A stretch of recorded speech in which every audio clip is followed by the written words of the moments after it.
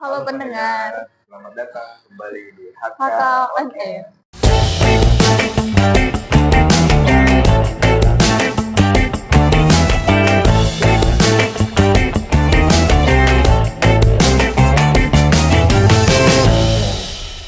On Air.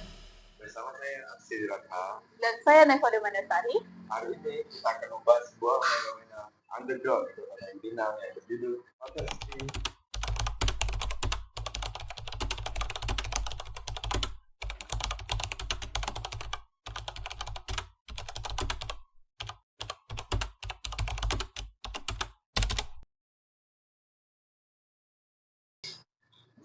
Haricapital.com baru saja merilis laporan mendalam soal hotel-hotel menikmati yang sekarang beralih fungsi.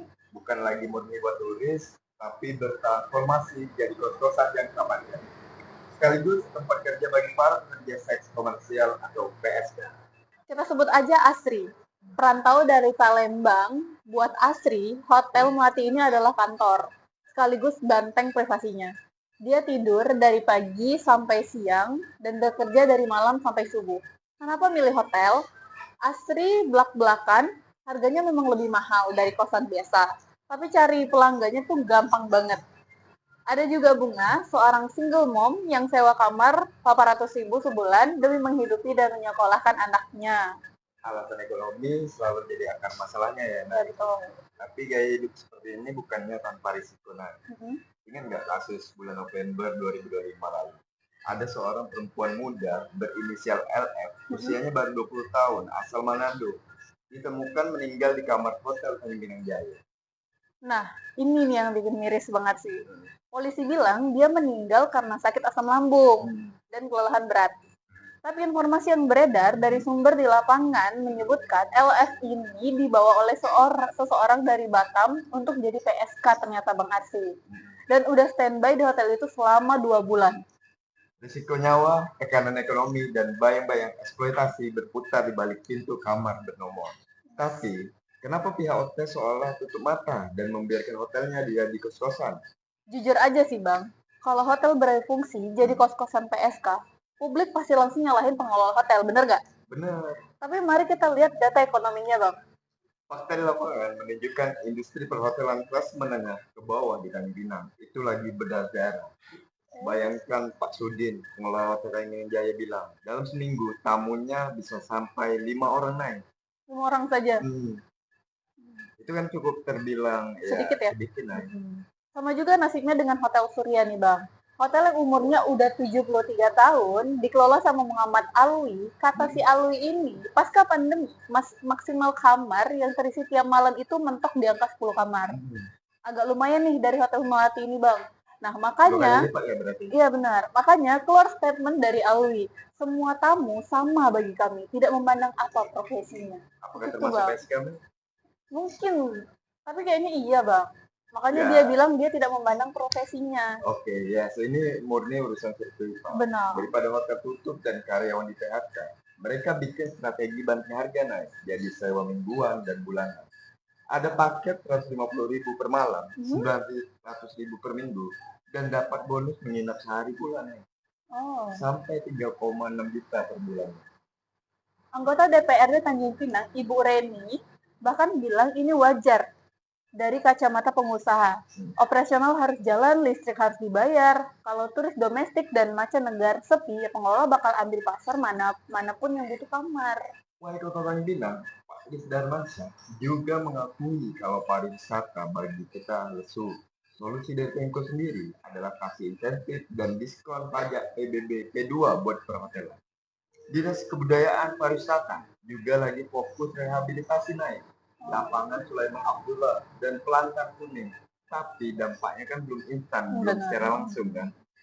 Sementara perut karyawan hotel dan pengelola harus disisain juga.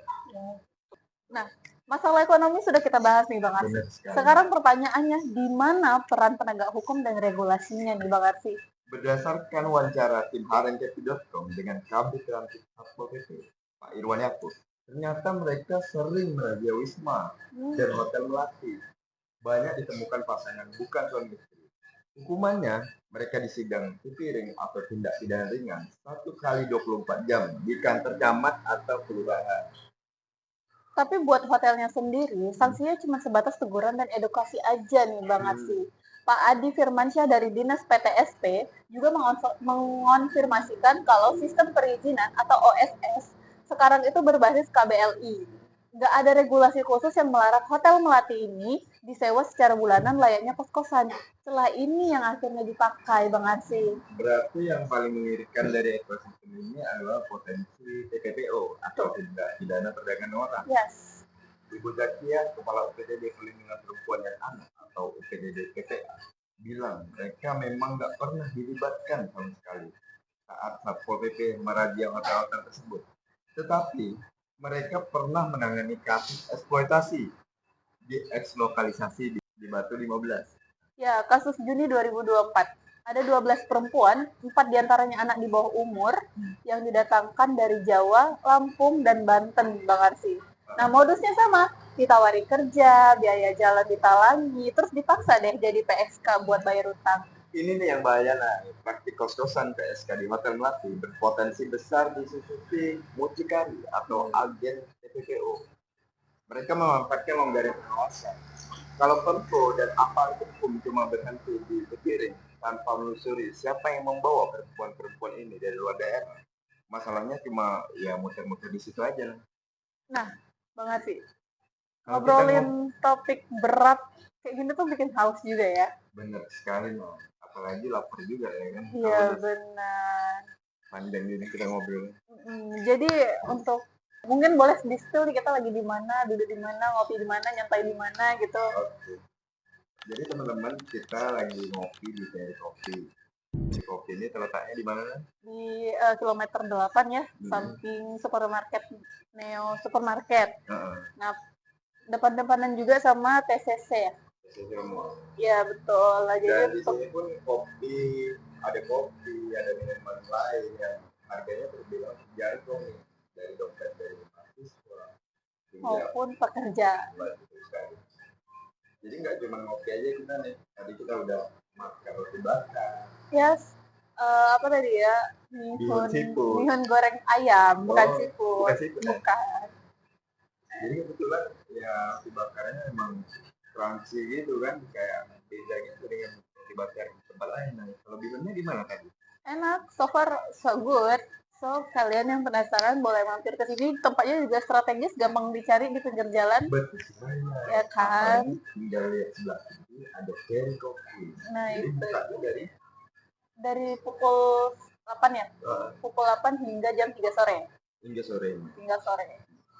Nah, kalau ngomong soal Cherry Coffee, kita sambung lagi nih ke segmen selanjutnya. Ya. Yaitu segmen keempat. Ini sekaligus closing segmen atas pernyataan kita dari sebelumnya. Benar.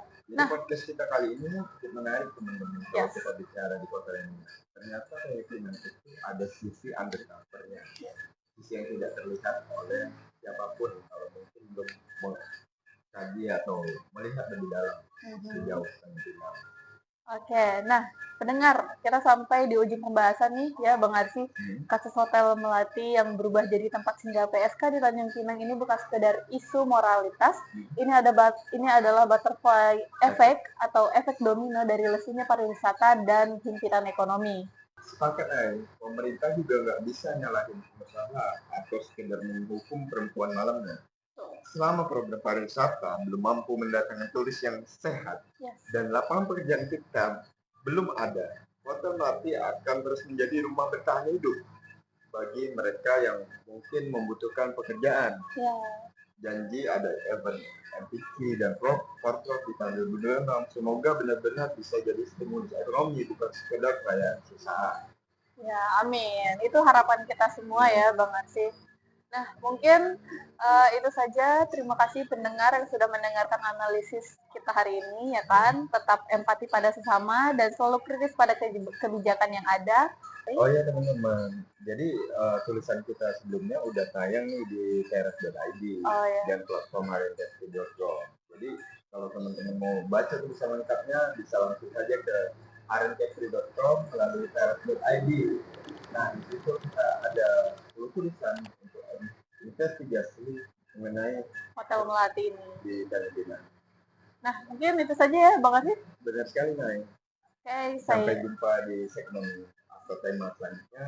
Saya Ardi Badra. dan saya Neva Dirmandasari. Sampai jumpa di episode selanjutnya. Bye-bye. Bye-bye.